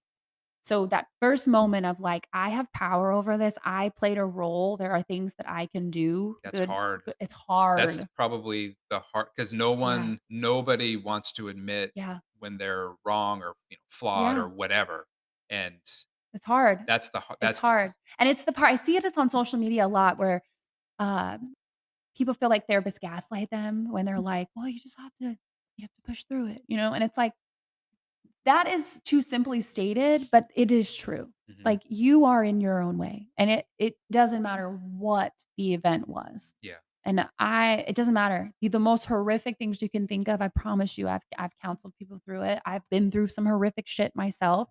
Mhm. Um, it's you still have all the power. Like, Yeah. you have power to turn that experience. You really do. But it's hard. It's like you said, it's why the program's not for everybody. It's why I offend a lot of people because not until you have that perspective, that point of awareness, I contributed actively to my downfall. No matter what area I'm talking about, played a part. Mhm. You're not ready to do any of the other work because you can't see yourself, power yourself. It's about yourself. So, this program, we don't talk really at all about who did what, who lied to you, who cheated on you, who stole from you, who took we it's irrelevant. It's irrelevant in this program. Mhm. And I'm gonna leave it there. It's irrelevant. It's irrelevant. Yeah, you have it. Like, you have everything that you need to turn your experiences from, "What the fuck was that?" to, like, Yeah. "Look at me." Yeah. Yeah, Mhm. yeah. Did you see, Empowered ABA, transitioning to this? Did you see this coming, or did it No. just kinda just make sense to you? Like, did it kinda slap you across the face? Like, Yeah. "Jesus, I should be doing No, it slapped me in the something like face this t hard. as w in addition to Yeah. working with the kids." Like, Mhm. okay. Yeah, no, I thought empowered ABA, and then I thought I would do speech, because most kids with ABA therapy also do speech therapy, Mhm. so I thought that we would do empowered speech and bring in some SLPs and, like, really just be like a one-stop shop for families with autism. Um, no, my personal work is what brought Empowered Woman to life, like, me realizing, "I have daddy issues. I have mommy issues," like, "Oh, my husband has done some fucked up shit in our 15 years together." Like, "Oh, I've kind of sacrificed in ways I didn't want to." Like, it was me kind of realizing, like, getting out of my own victim mentality Mhm. and using the science of behavior to do that. And then at the same time, one of my really, really good girlfriends, she works with me. She was going through a divorce. Well, she wasn't going through a divorce. She was breaking up with her spouse, but it was the same work. It was like I'm going through all of my realizations and she's going through hers and we're counseling each other. Mhm. She's like a mental health therapist, but we're Mhm. counseling each other, and both of us get through it, and we get through it in with better outcomes than we thought, and we're not sad, and we're not depressed, and we feel better than we ever believed, but in getting through it, we let go of a lot of shit. Mhm. I cut my dad off, she left her husband, I stirred up shit with every single person in my family, changed shit in my marriage, like, told my husband "Listen, you've got 2 choices or else." Like, I lost a lot of things in picking myself up, and so did she, but I felt more empowered than ever, Yeah. and that was when I was like, "Wait, this is a thing," because this is the opposite of what we've been taught. We've been taught that happiness, empowerment is holding on to all this shit. We Yeah. need all of this. We need this person, we need this role, we need this job, we need this money, we need this, like, Pinterest worthy house, like, and here I am, I have all this shit, and I am miserable, suicidal. Like, this can't be it. And so getting through all of that and doing all of that work and realizing everything that I've been taught about what empowers you and what fulfills you and what life is wrong. And that's conditioning. It's social. So that for me, that took it bigger for me than kids or autism or moms of kids with autism. That for me was like, no, this is a problem. Period. I Yeah. started looking my friends and I have a big network. I just started looking out and I saw it everywhere. And I'm like, okay, no, we could do something here. This could be something really cool. So where do you see the next chapter going? because you have your, you're obviously you're still involved with kids and you're still involved with Mhm. school districts and providing behavior work, and you've transitioned or you've added helping women. um what like what do you want to be the next chapter? Have you even thought that far down the road, or are Mm. you, or which is okay too, are you Mhm. content with where things are right now, and you just want to make kind of these two avenues the best that they can be, in addition to Mhm. raising your Mhm. two kids and Mhm. managing the frat house and you know Yeah. You know, I've thought about it in terms of, like, I don't wanna work. Like, I wanna just raise my children on, like, a beach somewhere. Um, so I thought that far ahead, but actually, it's like, by the time I'm there, my kids will probably be raised. It'll probably just be me on the beach yeah. somewhere. Um, so I think long term is I don't wanna work. I think long term, I build these beautiful programs and give them to people to manage and try to just I really like that, like, when you meet someone and you're just talking, and now all of a sudden you've been talking for 2 hours, and they get up and they're like, "Wow, that was so insightful, but I thank you." Like, Hmm. I like that. Like, I don't know if there's a word for that, but I wanna, like, hit the streets and just, like, be on the beach and travel and just talk to people and, like Well, it's funny you say that because you are starting your own podcast, I am actually. right? So, like, here I I go mean, it's again, like like, no, baby, it's it's the true, baby like, steps where, well, I've thought about I just set it up. I bought a mic and a soundboard and, I did. No, I guess we've talked a little no, bit it's about that. true. So what, do you have a name for it? Like, I are had you still we're kinda working on it. I really like, something about, like, "Oh, that's dysfunctional." 'Cause, like, again, like, there's so many things that you just heard it. I just rattled off how I started my business and it was casual. Like, no, Yeah, that's dysfunctional. Like, you head down, just going through major life steps like it's nothing with no emotional response. That's dysfunctional. yeah. Like, so I think I'm gonna do something like that because I think that that's kind of the big picture here. It's like we are doing things, we've normalized things that are dysfunctional. Mhm. And that is actually why we're all massively unhappy. Will it be We've solo? Are you doing this with a partner? Have you even thought that far ahead? No, I have a partner. I have Marissa. Shout out to Marissa. She's like literally my right and left hand. She does everything with me in the office. And she did a lot of the empowered woman work too. And so I think we also come from kind of different walks, kind of different perspectives. And so Mhm. we just we vibe really well off of each other. So I think it's just gonna be literally just like this, but Marissa, not you. Yeah. Well, I mean, look, And like pink, probably. I gotta say, uh, I don't know who this Marissa person is, but I'm a little jealous that you and I aren't doing a You podcast. started without me. Well, I know. And this was one of my fear things It's not because, too late for us, well, actually. I know. And this was another one of my fear things I know it where, was. because I had for years I had wanted to do Yep, it, but then it's one thing to say it. yep, It's one thing to think it, but mhm, then to put it out loud. yep, But once you kind of put it out in the universe, you have to. I yeah. feel like you kind of have to go forward, Well, and it the was fear hard. dissipates, right? Well, it Once you does. confront it, yep. You Yeah. had to walk through it, do it scared. Yep. And Yep. like I this is my 28th episode now, Hey. but night and day from the first ones. Yeah. Like I go back and listen to them when I was. It's like I was like a robot. Like I wasn't You were comfortable. nervous, Yeah, I was yeah. nervous. Yeah. I had this whole outline written out. I was like reading, Yeah. and I was like, God, it just doesn't sound like me. But Yes. I had to remind myself, you'll figure out, Yes.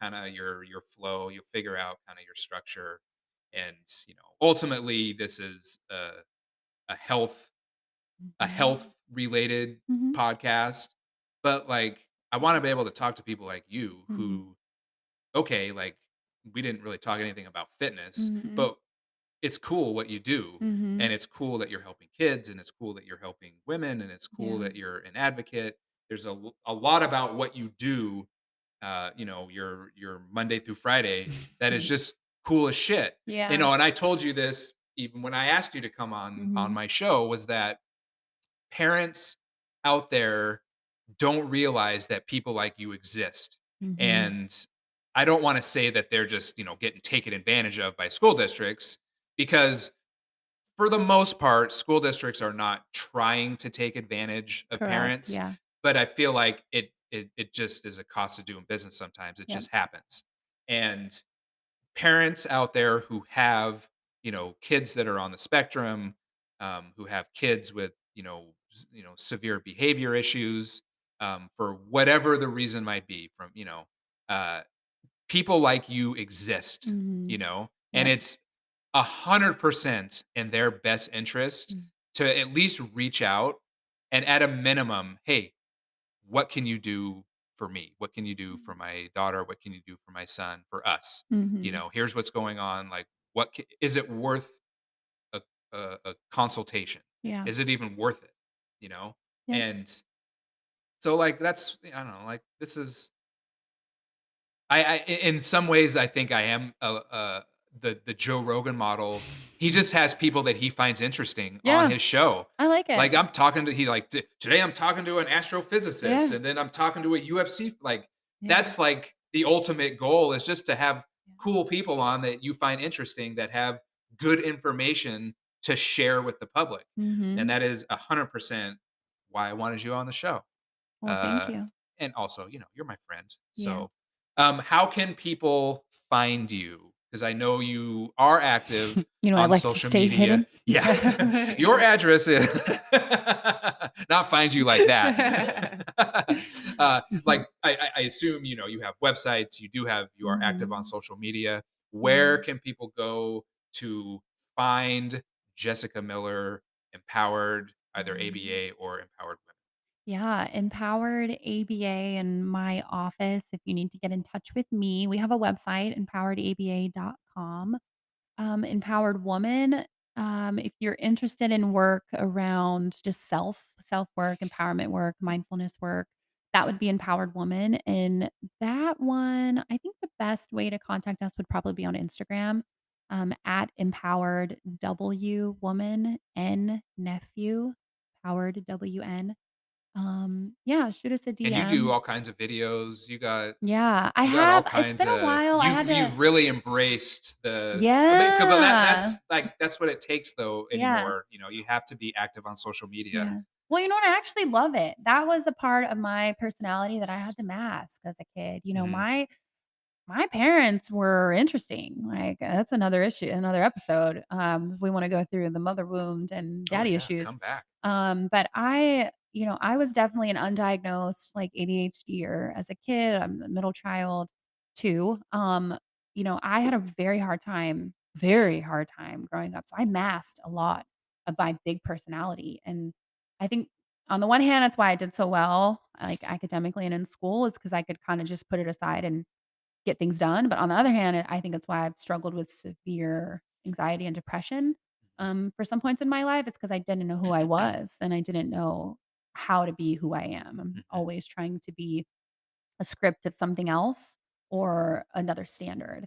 And so Instagram and like making videos on Instagram, that really, I feel like, gave me permission to just Got you out of your shell. have my big personality. Yeah, like, have a foul mouth, like, have Yeah. sarcasm, but also be like, I'm probably one of the most, like, kind-hearted, like, giving people ever, but I'm also, like, very direct and, like, funny and no nonsense, and Yeah. it's complicated and it's a lot in real life for people if you don't really know each other well, but on Instagram, it's so fun. So, It can yeah. be. Yeah. Yeah.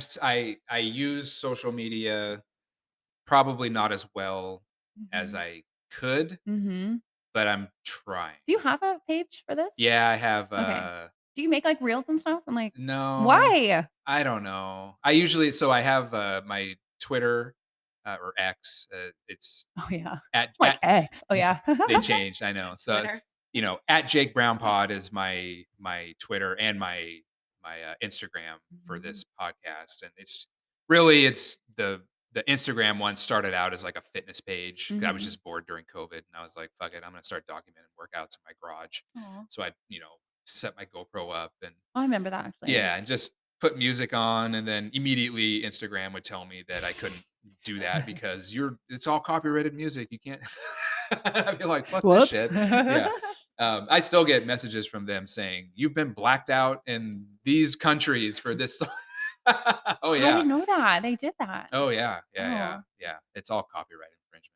One of my episodes man. actually isn't visible on YouTube because, I was, like, high one night and I couldn't sleep. So I just started, like, recording Oh my because I god. was like, "Fuck it." Like, I can either just lay here in bed, it's like 1 in the morning, or I could maybe be a little productive. So I got up and I'm just, like, talking, and I had some blues music playing in the background, just, like, real quiet, and I'm just, like, rambling on, just in my high mind, I'm talking, and then, it posts I publish it, and so I'm on, like, Amazon Music, iTunes, Spotify, and YouTube.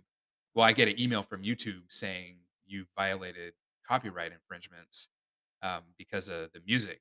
My god. So now, like, my intro song and my outro song, if you go on Spotify, you can just Google or just, search copyright free music. Oh, okay. And a lot of it is just like instrumental stuff. And some stuff has words because the artists don't care if people take it. Yeah. Um, and you'll find all that. I find that YouTube seems to be the most strict with that Mm. kind of stuff.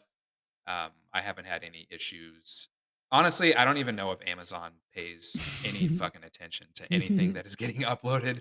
Or, I like, think, anything anywhere, because 'cause they're just constantly, like, putting up new shit all the well, time, so yeah, I feel it's like they like can't keep up with anything anyway, I don't I don't know how Like, they keep up with all. I mean, I'm sure they have computers and algorithms that, yeah. but it's Even YouTube, like, imagine it's your job to just, like, send people emails, like, "Oh, sorry, Britney Spears was in I your know, video. Delete." I Like, know, I know. like So I don't know. I should be. Mm. I mean, like, I post all the episodes to my Twitter page. Mhm. So if people want to go there and listen, whatever they can. But I need to do better about maybe doing videos or. I mean, and I feel like at some point I It's like a need to. full-time job. Well, Yeah. it is, and it's like how much Yep.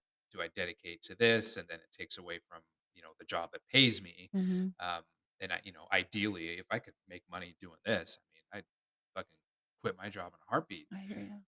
because I love doing this, and I find most of my time, most of my awake time, Mhm. I'm thinking of topics. I'm constantly Aw. taking notes in my phone Yeah. of stuff that I want to talk So you about. do need to make videos then, Well, so I your know. podcast can blow up. Well, Yeah, you I know, I do. know, We I need to make know. some reels. Be I fun. know. I know. I think it's Jesus. hilarious. They're so Yeah. funny. They just get like and you have such a good you're like me, like, you have such quick wit Mhm. and, like, sarcasm and the humor, so it'll come to you quick, you Well, know? that's why we got along so well, and that's how we ended up in 40B most of the time. So, and I'll just fucking say it. So we worked in Clover Park School District, and, the district office, we were at the far end of one hallway in room 40, and it was just like this tiny claustrophobic. It's like Yeah. one way in, one way out. Like Yeah. you felt trapped in there Bad almost. energy, Yeah, the energy was just weird, horrible and boss. if you have like a sarcastic outlook on life, it was not a good room to be in. So we would go to The this actual staff lounge. the It wasn't staff even lounge. like Yeah, a we made went. up place. No one really went in It's the there ever. actual staff So lounge. we just named it 40B instead. Right. So when Only people we were not allowed to be in there, which is yeah, we got told we couldn't be in there. We had to. We're like, in well, the actual staff it's like, lounge. okay, You have to go back to your you're room. not telling two minorities where they can't eat their lunch. So What you do you can mean go back to my shut the fuck room? up with that one Right? right now. I'll eat wherever the fuck I want. No, remember it wasn't even her, like, she sent down a runner. She was like, "Oh, Yeah. so and so said you guys had to come It back." was, We're like, "We're in the staff poor lounge." She's like, Spencer. "What do you Poor mean?" Spencer had to come down. Icky. I know. I know. You made Oh, her feel icky by, like, existing. I Like, know. you Oh, never even did God. anything to her. I existed. I know. I was just when you're sarcastic at the wrong Yeah, time. it's too much. What's that meme that goes around that says like I've seen it off and on for years where it's like my death will be the perfect comeback at the absolute The wrong wrong time. time, yeah. And that's how I'm going to die. Not going to be in a car wreck. It's definitely not going to be of old age. I'm going to say the one smart ass comment to the wrong person and they're That's just right. going to fucking shoot me. That's right. Oh, geez. Yeah. Well, look, I appreciate you coming down. I know you took time out of your busy schedule to sit with me and do this. Very, very much appreciated. Mm. I do think we should collaborate on a podcast or at least some I episodes. agree. I would be totally down to do like at least learn how to do Only if the. you'll do video. Yeah, I'll do video. Okay. I'll do video. Yeah, I feel like God, I could you imagine our marketing reels? Like, they'd be good. They'd be so ha- funny. Right? or at least we'll think they're hilarious. it'll, We'll get a good laugh. it'll it'll just be in the background. Slash. Oh man. I actually have a client, like, when he's on the spectrum, of course, but when he's disappointed at you, he goes, "Mm-mm." He does. Oh, Yeah, like, if you say him, like, sit down, don't do that," he'll look at you. "Mm-mm." oh man. It's some of like my fondest memories of when we worked together. We had CJ Mm. and he's an adult now, so I'll say his name. No, it's fine. His name, so that's fine too. Oh yeah, that's true. That's true. Yeah. Where we would just, have him out on the track, Uh-huh.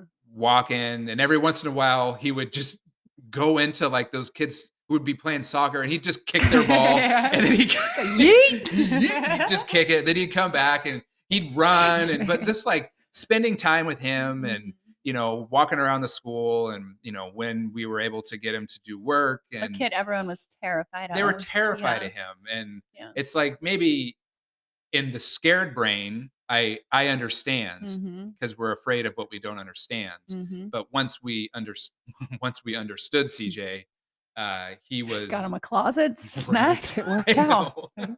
Just don't open a bag of Lay's in front of him. It was he was the funnest kid. He Yeah. was the absolute funnest kid Mhm. to be around.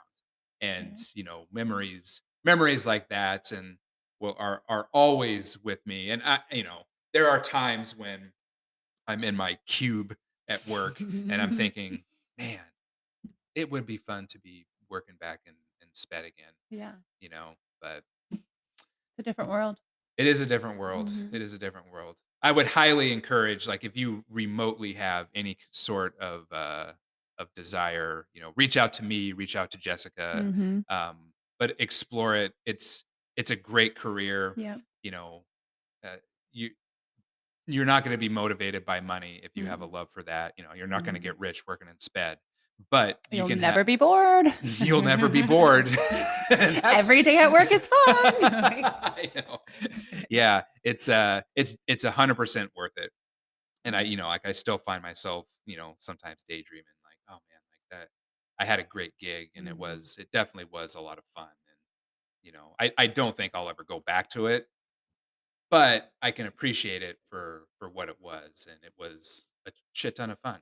And I Yeah, did meet cool people. I would never have met you had, we not been at CP. I know. Um, so it was for that right there, it was 100% worth it. So Agree. yeah, Well, thanks for having me. anytime, anytime. I definitely would love to have you back again at some point. But The deal. yeah, we're gonna collaborate on some stuff.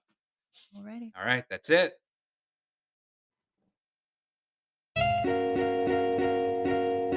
You like that music? Yes. This is how I end every episode. It's very It's why. like it's beachy. Yes. Yeah, yeah.